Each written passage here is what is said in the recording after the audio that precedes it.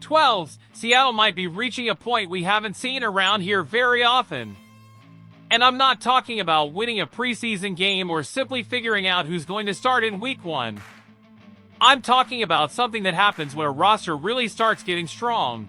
You look at certain positions and realize the problem isn't finding players who can help anymore.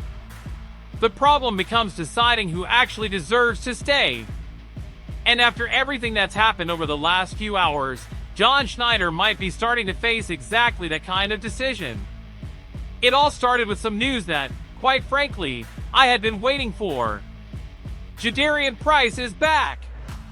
After missing 5 straight practices and also sitting out the preseason opener against Dallas because of that leg issue, the first-round rookie returned Monday. And he wasn't just doing some work on the side or taking part in a small portion of practice. Price was a full participant, and he went right back in with the first-team offense. That helps explain why Mike McDonald never really seemed concerned about the situation. Seattle was clearly being careful with Price, especially because we're talking about a player who could have a huge role in this offense right away as a rookie. And I really like how Seattle handled this. It would have been easy to look at a first-round pick missing several days of training camp and start rushing the process just to get him back on the field. But there was no reason to do that. Price had already shown some intriguing things before the injury. There's still time before the regular season, and now he's right back working with the starters.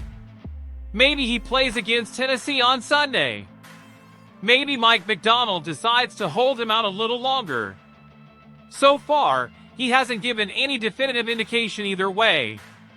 But to me, the biggest thing isn't even the preseason. It's that Price is right back where Seattle apparently envisioned him being when they decided to spend a first-round pick on him. And Price wasn't the only running back Seattle got back. Jacardia Wright also returned to practice after dealing with a leg issue, making this backfield a little healthier right as the roster decisions are about to get a whole lot tougher. And that's where this story starts getting bigger.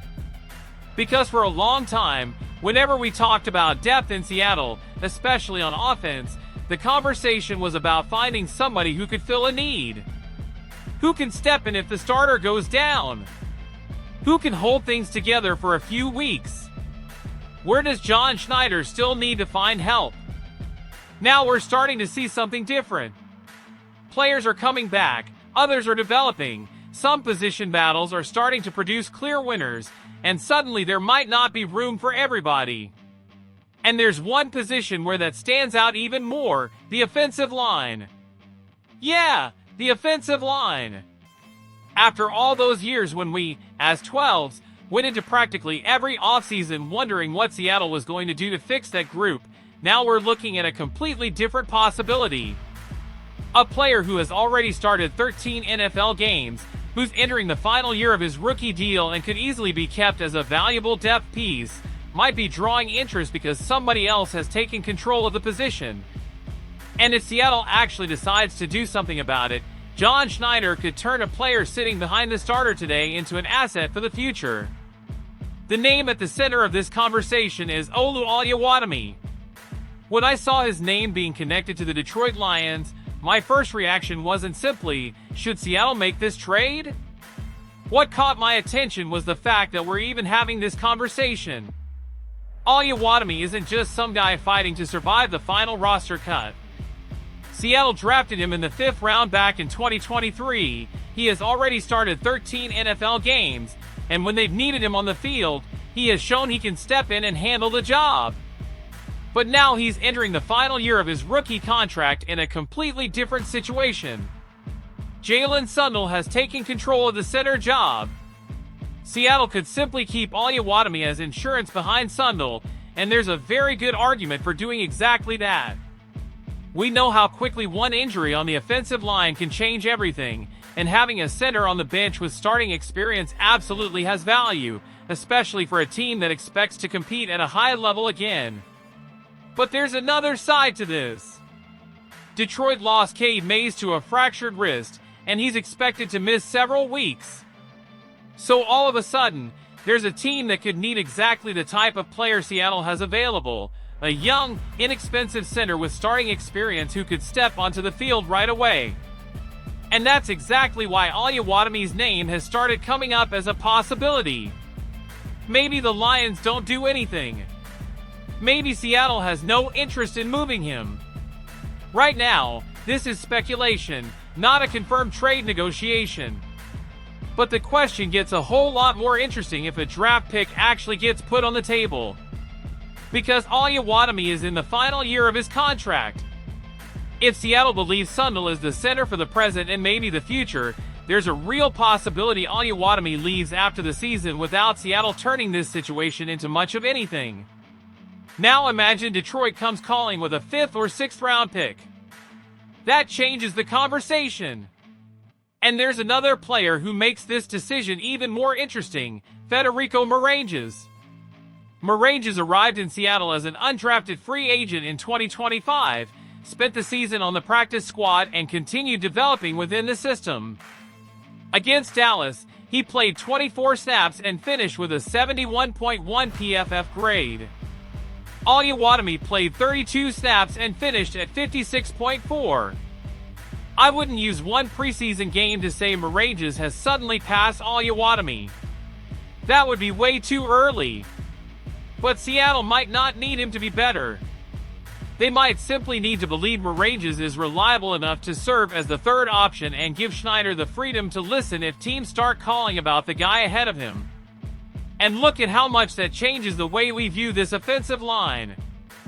Not too long ago, if you told me Seattle might trade an offensive lineman with 13 career starts, my first question probably would have been, who the heck is replacing him?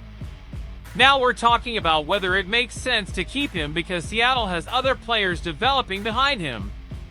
The Seahawks brought back 13 offensive linemen from last season's team.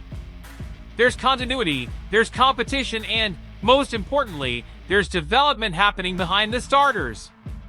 When you start developing players faster than you can get them onto the field, something happens that the best organizations in the NFL know how to take advantage of. Depth stops being just protection against injuries. It starts becoming currency. And that might be exactly the decision John Schneider has on his hands right now. He doesn't have to trade Oluwatimi. If the offer doesn't make sense, keep him. Seattle goes into the season with an experienced backup behind Jalen Sundell and protects one of the most important positions on the offensive line. But if Detroit, or any other team looking for help along the interior, puts an interesting pick on the table, Schneider can decide whether giving up that insurance now is worth gaining an asset that can keep helping build this roster beyond 2026. A 5th or 6th round pick might not sound like much, but we know how much Seattle likes stacking opportunities in the draft. And when the player involved is entering the final year of his contract, the question isn't only what Oluwatimi can do for Seattle this season. It also becomes what Seattle can turn him into before 2027. And that brings us right back to where this started. Jadarian Price misses some practices and Seattle doesn't panic. Mike McDonald stays patient, the rookie gets time to recover and then steps right back in with the first-team offense. Jacardia Wright returns too, adding another option to the backfield. On the offensive line, Jalen Sundell establishes himself as the starter, Federico Maranges keeps developing behind him, and a player with 13 NFL starts suddenly starts looking like a potential trade chip. See the pattern? This isn't just about Price, Wright, or Oluwatimi. It's about a roster that's starting to give the people building it some actual choices. And quite frankly, that's the kind of problem I want the Seahawks to have. For years, we get to this point of the offseason, look at the roster and try to figure out where Seattle still needed somebody. Now maybe we're starting to look at certain positions and wonder who actually deserves one of those roster spots. That kind of change comes from the draft, development, continuity, and competition. That's how Sundell earned his opportunity. Maybe Maranges is starting down that same road now.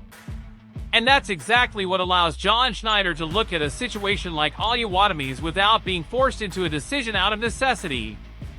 He can make the decision based on value. There's still plenty of training camp left. Price needs to stay healthy. Moranges needs to prove that performance against Dallas wasn't just one good preseason night. And Seattle needs to find out whether there's actually a market strong enough to justify giving up the security Oluwatimi provides. But when I put all of this together, it feels very different from what we've seen so many times in the past. Seattle doesn't look like a team desperately searching for that final piece. At some positions, the challenge might now be figuring out what to do with all the pieces they've developed. So 12s, I want to hear from you. If Detroit actually put an interesting draft pick on the table for Oluwatimi, would you make the deal? Or would you rather keep an experienced center as depth for a season where Seattle wants to make a serious run? Drop your take in the comments, because I want to know which side of this one you're on. And if you enjoy following every move this roster makes with us, hit that like button and subscribe to the channel, because these roster battles are going to lead to some really interesting decisions before week 1. I'll see you in the next one, and we're riding together 12s. Go Hawks!